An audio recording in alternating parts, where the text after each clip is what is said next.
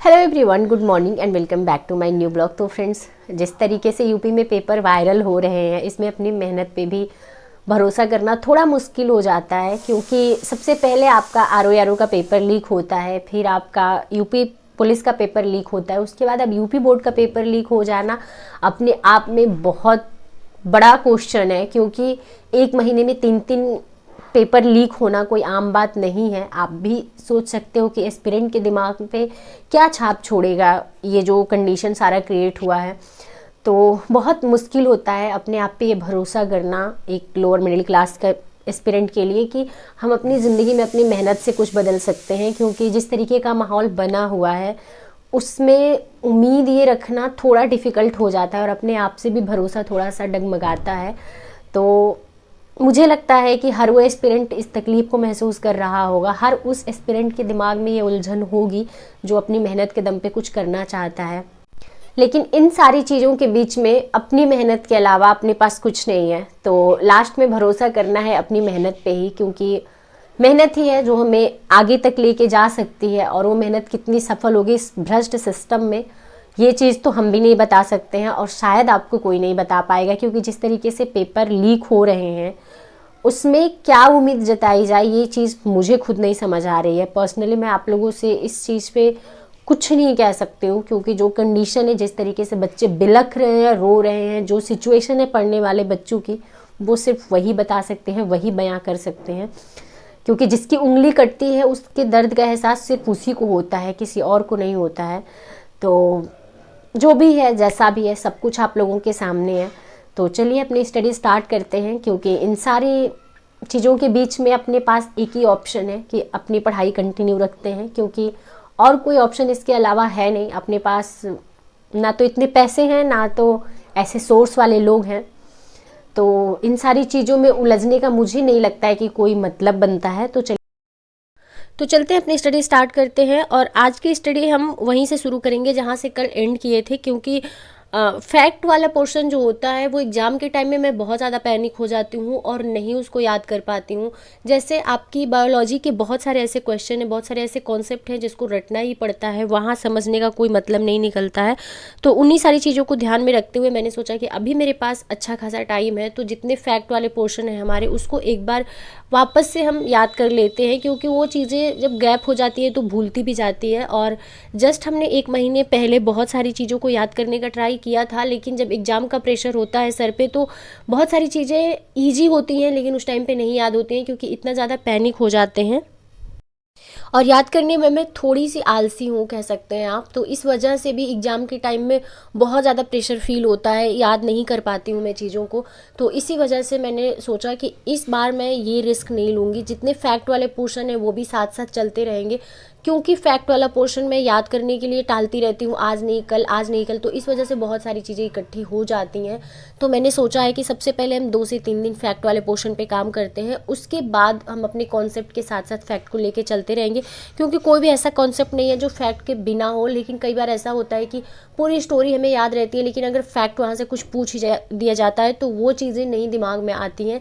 तो बस उन्हीं चीज़ों को ध्यान में रख के मैं क्लियर करती जा रही हूँ उन सारी चीज़ों को भी। तो अभी सुबह के 10:30 बज चुके हैं और मुझे भूख लग गई है, क्योंकि सुबह में हमने केवल चाय पिया था। तो अभी चलते हैं, कुछ नाश्ता बना लेते हैं।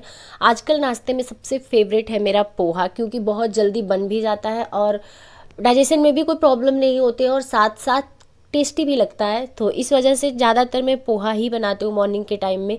दलिया भी बने काफ़ी टाइम हो गया, लेकिन लंच वगैरह में दलिया कर लेती हूँ, क्योंकि अभी मेरी तबीयत सही नहीं है। और चावल मैं अगर जिस दिन खा लेती हूँ उस दिन वोमिटिंग मुझे होनी तय है। तो कल शाम में 2 बार वोमिटिंग हो गई थी, जिसकी वजह से तबीयत आज मेरी बहुत ज़्यादा पस्त है। तो इसी वजह से मैं खाने पीने पर थोड़ा सा ध्यान दूंगी, क्योंकि इसमें सबसे मेन पॉइंट जो है वो है परहेज़ करना, और वही मुझसे नहीं हो पा रहा है। मैं रह के बीच बीच में चावल खा ही लेती हूँ, और अभी मौसम बहुत ज़्यादा कभी ठंडा कभी गर्म हो रहा है, तो इस वजह से मेरी तबीयत काफ़ी बिगड़ रही है। जब हम घर से आए थे यहाँ तो बिल्कुल स्वस्थ थे, हमें कोई प्रॉब्लम नहीं थी, हम कुछ भी खा लेते थे। मतलब ऐसी किसी चीज़ से मुझे एलर्जी नहीं थी, लेकिन ये लॉकडाउन के बाद से जितनी मेरी तबीयत ख़राब रहने लगी है, मेरी मम्मा भी परेशान हो जाती हैं, कहती हैं बचपन में तुम्हें कभी एक टैबलेट की ज़रूरत नहीं पड़ी और आज के टाइम में तुम इतनी दवाइयाँ खाती हो। तो क्या ही कर सकते हैं, तबीयत है नहीं सही रह रही है तो उस चीज़ को ध्यान में रखना ही पड़ता है। और बहुत मुश्किल हो जाता है जब खाने पीने में परहेज़ करना हो जाए, क्योंकि यहाँ एस्पिरेंट लाइफ में खाना बन जाए वही बहुत बड़ी बात होती है, और उसमें भी परहेज़ करना, ये खाना है ये नहीं खाना है, तो बहुत मुश्किल हो जाता है। लेकिन क्या ही करना है, जो जैसे है उसके साथ वैसे ही डील करना पड़ेगा। तो अभी हम पानी भी गर्म कर लेते हैं, क्योंकि बिना गर्म पानी के हम अगर एक गिलास भी नॉर्मल पानी पी लेते हैं तो तुरंत जकड़न और ज़्यादा बढ़ जाती है, पूरा ऐसे लगता है कि सांस नहीं ले पा रहे हैं, इतनी दिक्कत हो जाती है। तो इसीलिए अभी थोड़ा सा गुनगुना पानी करके बोतल में भर लेते हैं तो चल जाता है। दिन भर में 2-3 बोतल गर्म करना पड़ता है पानी, लेकिन उतने से मेरा काम चल जाता है। तो अभी हमारा नाश्ता बन चुका है, चलते हैं हम नाश्ता कर लेते हैं। और आजकल 2-3 दिन से हम काफ़ी लेट नाश्ता कर रहे हैं, क्योंकि मॉर्निंग में स्टडी करना बहुत इंपॉर्टेंट है। आए थे घर से तो बहुत ज़्यादा फ्रस्ट्रेटेड थे पेपर वायरल होने की वजह से, तो पढ़ाई उतनी अच्छे से हो नहीं पाती थी, तो अर्ली मॉर्निंग उठ के नाश्ता कर लेते थे। लेकिन अभी जब से हमने स्टार्ट कर दिया अपनी स्टडी तो नाश्ता थोड़ा मेरा लेट होता है, क्योंकि सुबह सुबह सादा चाय 1 कप मुझे चाहिए अपनी नींद भगाने के लिए। उसके बाद तो हम 2-3 घंटे बिना कुछ खाए पिए भी पढ़ सकते हैं, तो बस उसी रूटीन को फॉलो कर रहे हैं। तो अभी हम नाश्ता करते करते जस्ट, क्योंकि याद करने वाली चीज़ें तो उसमें बहुत गैप नहीं देना चाहते हैं, कंटिन्यू लगे हैं, ताकि जितनी चीज़ें याद करने वाली हैं जो मुझे समझ में आता है उसको हम याद कर लेते हैं। तो अभी नाश्ता करते करते भी बुक पे ही मेरा ध्यान है, और ये है प्रयागराज धरना स्थल की वीडियो, जहाँ बच्चे अनवरत धरना पे बैठे हुए हैं और अपने लड़ाई लड़ रहे हैं। तो इन बच्चों को भी दिल से सैल्यूट है, क्योंकि इतनी हिम्मत इतना जिगर सब में नहीं होता है। तो अभी हम आ गए, हम वापस से अपनी स्टडी करने के लिए। ब्रेकफास्ट हमारा हो चुका है, तो थोड़ा बहुत नोट्स भी बीच बीच में बना ले रहे हैं, क्योंकि केवल बुक पढ़ना या केवल याद करना मुझे नहीं लगता है कि सही तरीका है। तो जैसे मेरे याद करने का पैटर्न है वो मैं आपके साथ शेयर कर रही हूँ। तो मैं बीच बीच में कुछ कुछ चीज़ें जो मुझे बहुत ज़्यादा इंपॉर्टेंट लगती है वो मैं लिख लेती हूँ। और अभी मैं अपनी स्टडी लूसेंट से ही स्टार्ट की हूँ, क्योंकि अभी रूटीन में चीज़ें नहीं आई हैं, बहुत ज़्यादा मुश्किल हो रहा है रूटीन को फॉलो करना।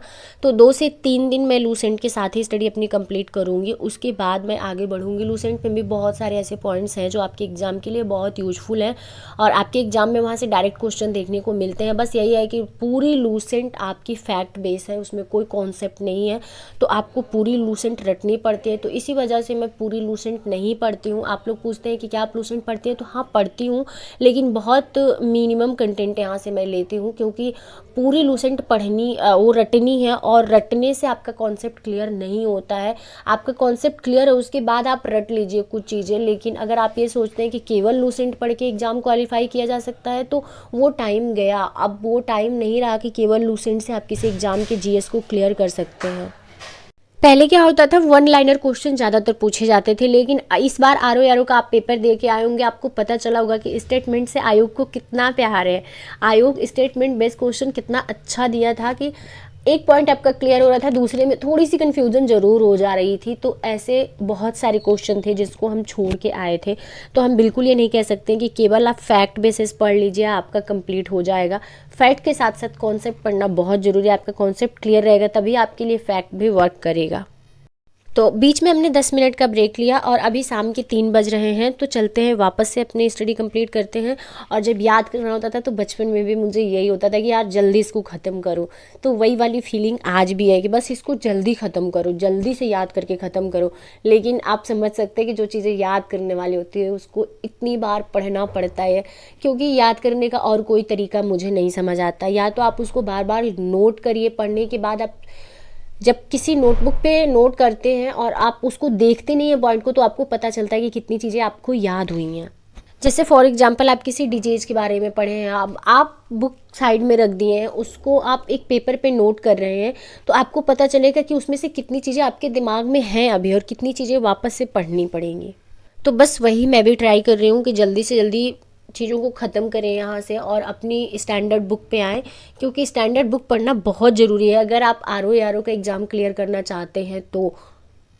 और आप लोग पूछ रहे थे कि मैम आप आगे किस एग्ज़ाम की प्रिपरेशन कर रही हैं।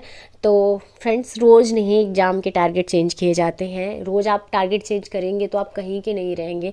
तो आर का सिलेबस इतना ब्रॉड है कि पहले उसको कंप्लीट कर लें अच्छे से। इस बार हम पेपर देने गए थे, उससे पहले हमने आप लोगों के साथ शेयर किया था कि सिलेबस का कुछ हिस्सा जो मेरा रह गया था, जिसको हमने शॉर्टकट लेके कंप्लीट किया था, तो इस बार वो गलती बिल्कुल भी नहीं करेंगे। और अभी शाम के 5 बज रहे हैं, तो 2 घंटे रटने के बाद हालत मेरी बिल्कुल ख़राब हो गई थी। तो मैं थोड़ी देर ऐसे चेयर पर बैठे बैठे ही रेस्ट कर ली, क्योंकि बिस्तर पर लेटती तो काफ़ी 1.5-2 घंटे निकल जाता। तो इसी वजह से मैं बिस्तर पर लेटने से थोड़ा सा बचने का ट्राई की।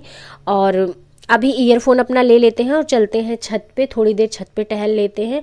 और टहलते टहलते एक क्लास ले लेंगे, क्योंकि अपना क्लास का रिवीजन भी बहुत इंपॉर्टेंट है। और क्लास में मैंने बताया था आप लोगों को कि कुछ पोर्शन जो मेरा रह गया था वो अब कंप्लीट करने का टाइम है। तो बस 1-2 दिन बाद मैं अपनी क्लास स्टार्ट कर दूँगी।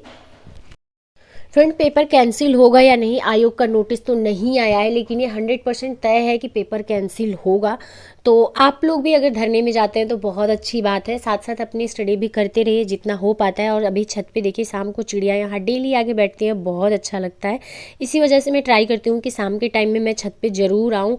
और बहुत सारी पतंगे उड़ाई जा रही हैं। ये आसपास इतनी ऊंची दीवार हो गई है, लेकिन कुछ दिखता नहीं है इधर उधर का, लेकिन फिर भी ट्राई करते हैं कि थोड़ी देर छत पे टाइम बिताएं। और इधर देखिए, ये पतंगे उड़ाई जा रही हैं। हम लोगों के यहाँ इसको गुड्डी बोलते हैं। मम्मी बताती हैं कि मैं छोटी थी और मैं जब भी रोती थी तो कोई ऐसे झूठ भी बोल देता था, अरे देखो देखो वहाँ गुड्डी उड़ रही है, तो मैं खुश हो जाती थी, हंसने लगती थी। तो ये कुछ यादें हैं। तो चलिए इस ब्लॉग को यहीं पे एंड करते हैं, मिलते हैं आप लोगों से नेक्स्ट वीडियो।